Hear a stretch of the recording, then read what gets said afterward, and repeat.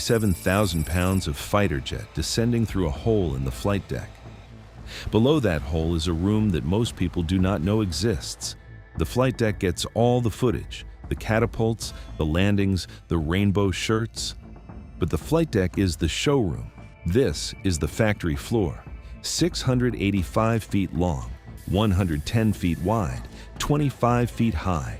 2 bays that together hold more than 60 aircraft worth over $6 billion. No sunlight reaches this space, no wind. The temperature is controlled, the air is filtered, and every aircraft that launches off that deck above was born here first. Assembled, repaired, tested, made ready, then sent up. Think of the tightest parking garage you have ever been in. Now fill it with fighter jets that cost $67 million each. Now make it move. The ocean does not care that you are trying to organize $6 billion worth of aircraft in a space with no room for error. The ship rolls, it pitches, and every jet has to be chained to the deck or it becomes a 67,000-pound battering ram. 6 chains per aircraft, minimum. Each chain rated to hold 20,000 pounds. The blue shirts, the aircraft handling crew, run a 24-hour rotation of chocking, chaining, and repositioning aircraft based on the next day's flight schedule. Moving one jet in the hangar requires a minimum of 15 people. A tractor driver, wing walkers on both sides, brake riders, chalk and chain crews. One person giving hand signals from the front because there is no room for verbal communication over the noise. The clearance between wingtips is measured in inches, not feet, inches. A 2019 incident aboard the USS Abraham Lincoln resulted in a $2.1 million repair bill when an FA-18 wingtip struck a bulkhead during repositioning. Nobody was injured. The aircraft moved 8 inches too far to the left. That is the margin. And the jets do not sit quietly. Wings fold upward to save space. On an FA-18, the wing fold is hydraulic and takes 14 seconds. On the E-2D Hawkeye, the entire nose cone rotates to reduce its footprint. The CMV-22 Osprey tilts its rotors flat.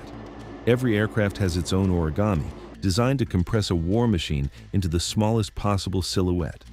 The Ford reduced its hangar from 3 bays to 2 compared to the Nimitz class. That sounds like a downgrade. It was the opposite. The Nimitz needed that 3rd bay because the old layout was inefficient. Ford's redesigned hangar gives maintenance crews direct access to aircraft from both sides and integrates the weapons handling areas into the deck above, removing the need for bomb farms that used to eat floor space. 2 bays on the Ford move aircraft faster than 3 bays on a Nimitz. Below the flight deck, behind the hangar, tucked into compartments that line both sides of the ship, sits the Aircraft Intermediate Maintenance Department, AIMD.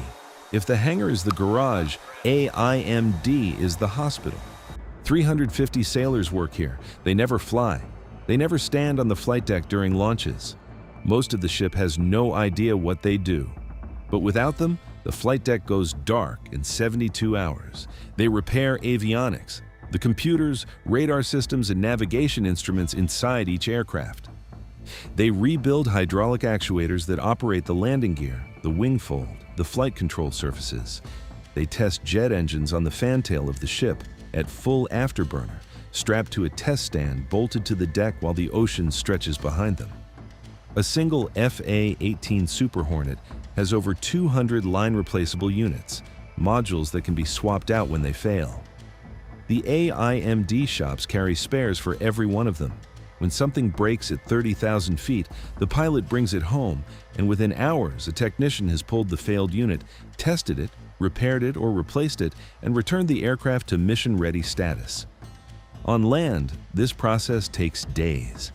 At sea, they do it in a single watch cycle, 8 hours, because there is no backup. Every jet that sits broken in the hangar is one less jet in the air. The average age of an AIMD technician on a carrier deployment is 22. They are fixing radar systems that cost more than the house they grew up in. They are soldering connections on avionics packages that, if wired incorrectly, could cause a $67 million aircraft to fall out of the sky. And they are doing it in a workshop that sways with the ocean, in a room with no natural light, on the third month of a 9-month deployment. When the fleet talks about carrier readiness, they are not talking about the pilots. They are talking about these shops. A carrier's mission-capable rate, the percentage of aircraft ready to fly at any given time, lives or dies in AIMD. The Navy standard is 75%. The Ford's first deployment averaged 81%. That 6% gap over 75 aircraft means 4 additional jets ready to launch at any moment. In a real conflict, can those 4 jets change the math? The moment a jet is ready, it needs to get to the flight deck.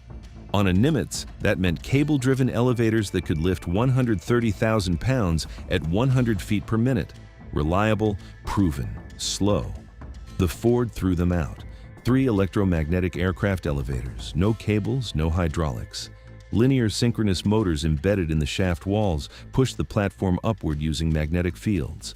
200,000-pound capacity. The elevator moves a 67,000-pound Super Hornet from the hangar bay to the flight deck in under 10 seconds. But the aircraft elevators are only half of the vertical game. The other half is weapons. And that story is more complicated. A fighter jet without ordnance is a camera plane. To become a weapon, it needs bombs, missiles, and fuel tanks pulled from magazines buried deep in the ship. Disassembled in handling areas, lifted to the flight deck and loaded onto wing pylons, all before the pilot is scheduled to launch. On a Nimitz, this involved cable and pulley weapons elevators moving 10,500 pounds at 100 feet per minute.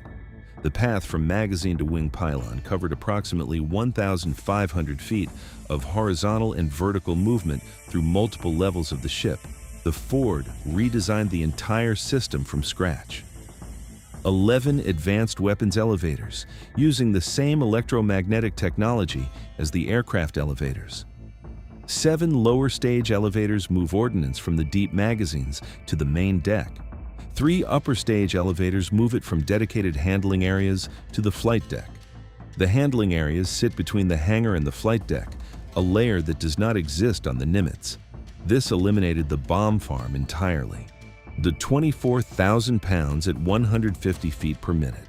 That is more than double the weight, 50% faster. A 75% reduction in the distance ordnance has to travel. The math behind this is simple. The faster you can arm a jet, the faster it gets back in the air. The Ford can rearm and relaunch an aircraft 18 minutes faster than a Nimitz. Across 75 aircraft during surge operations, that compounds into hours of additional flight time. Hours that an enemy does not have. These elevators nearly killed the program. The Ford commissioned in 2017 with 0 of the 11 working. The electromagnetic technology had never been built at this scale. Each of the 11 elevators has a unique geometry because it serves a different location in the ship. You could not solve one and copy the answer 10 times. Every elevator was its own engineering problem. The last one was certified in December 2021, 4 years late. That delay cost the Navy credibility and gave critics ammunition, but the system that emerged works, and no other Navy on Earth has anything like it. In the hangar bay, there's one word nobody says casually: fire. 685 feet of enclosed space filled with jet fuel, hydraulic fluid, lubricants, ordnance, magnesium alloys, and composite materials that burn at temperatures exceeding 3,000 degrees. A fire in the hangar bay is not a building fire. It is a chemical event that can consume an aircraft in under 4 minutes and spread to adjacent jets in 90 seconds. The Forrestal fire in 1967 killed 134 sailors and destroyed 21 aircraft. A single Zuni rocket accidentally discharged on the flight deck, hit a fuel tank on a parked A-4 Skyhawk, and within minutes, the flight deck was an inferno that burned for hours. The ship nearly sank. That disaster rewrote every fire safety protocol in the U.S. Navy. Today, the Ford's hangar bay is divided into 2 zones by massive steel fire doors that can seal in under 30 seconds. The ceiling contains an aqueous film-forming foam sprinkler system. a FFF that can blanket the entire bay floor with a fire-suppressing foam layer in 60 seconds. The foam uses 94% seawater, which means the system never runs out of supply. Every sailor on the carrier trains for Hangar Bay firefighting regardless of their rate. The damage control teams run drills weekly. They train to fight fires in full gear in a sealed metal room that replicates Hangar Bay conditions: heat, smoke, darkness, disorientation. Because when a fire starts in the hangar at 2 a.m., the first responders are whoever is standing closest. There's no waiting for the fire department. You are the fire department. But the real defense against fire is not foam, it is design. The Ford keeps jet fuel in storage tanks below the waterline, fed to the flight deck and hangar through pressurized lines that automatically shut off if sensors detect a rupture. Ordnance storage is physically separated from the hangar by armored bulkheads, and every aircraft in the hangar sits in a position calculated to provide maximum distance from the nearest fuel source. Every parking position in the hangar bay is a fire safety calculation. Nothing is where it is by accident. At 0400, the first launch cycle of the day begins. Aircraft that were repaired overnight in the hangar ride the elevator up in sequence. Below, the blue shirts are already repositioning the remaining jets to fill the gaps, because empty space in the hangar is wasted space.